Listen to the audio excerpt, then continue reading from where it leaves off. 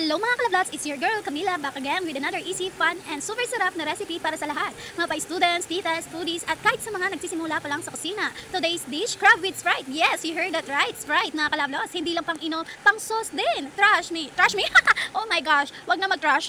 Nabulole. Masarap to mga kalablots, wag na kayong magpatumpik-tumpik pa at gawin na natin to. Here are the simple ingredients: crabs, garlic, onion, ginger, salt, and pepper, oil, and seasoning, and optional sili. Pero wala akong nilagay kasi hindi ako mahilig sa sili. And of course, Sprite, isang buong bote. Yan.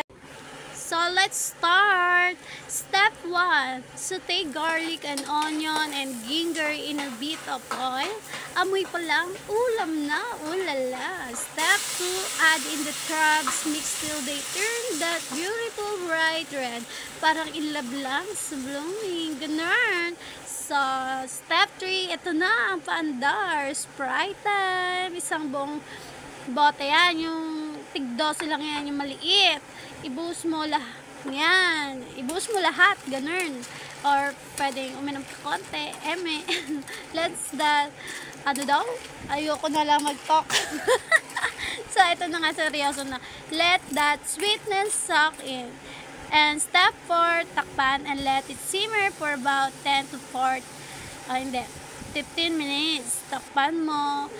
And then, maya-maya, tikman mo, timplahan, then ready to serve. Ganun. So, okay na.